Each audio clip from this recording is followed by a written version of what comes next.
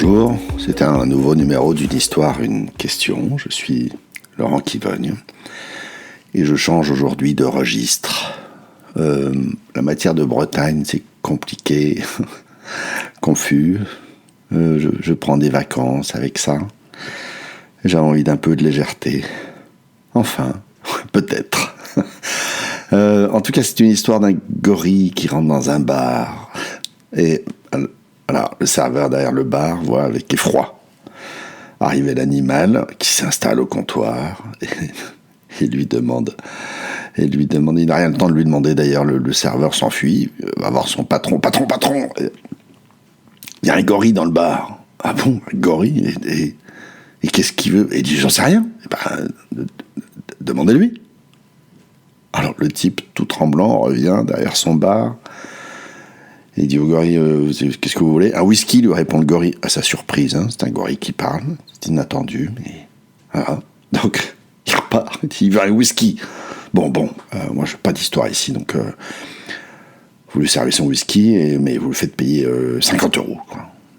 Alors, il revient, 50 €. Lui dit au gorille, 50 €. L'autre fait des gros yeux, mais bon, paye, sort dans ses sous d'ailleurs.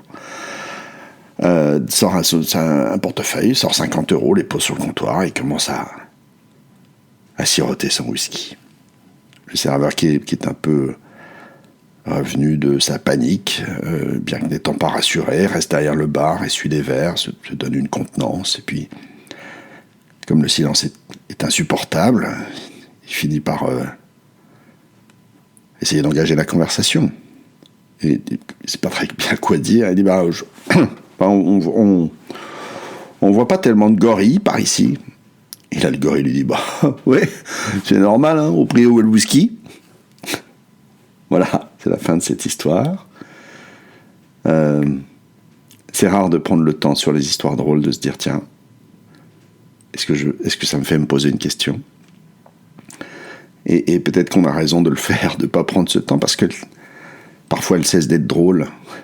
Voilà, en tout cas, faites une pause. Et on se retrouve après la pause, de l'autre côté. Voilà, quant à moi, il m'a pas fallu longtemps. Moi, j'imagine cette scène et je vois le gorille comme une grande créature, toute noire, poilue. Et au fond, j'imagine qu'au fond, cette histoire, elle ressemble à une histoire d'apartheid. Voilà, disons-le tout net.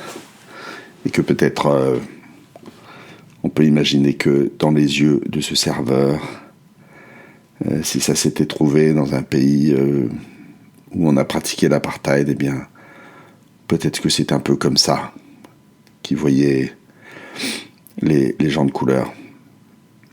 Et avec le même effroi d'ailleurs. La plupart du temps, les histoires de persécution commencent par des histoires de terreur, n'est-ce pas? Et d'un seul coup, l'histoire n'est plus drôle. Elle est parfaitement réaliste. Le whisky est... Voilà. Il n'a pas envie de servir un noir. Le blanc n'a pas envie de servir un noir. D'ailleurs, le whisky est hors de prix. Pour le noir. Voilà, et le blanc, le patron blanc qui ne veut pas d'histoire, tout ça est parfaitement réaliste.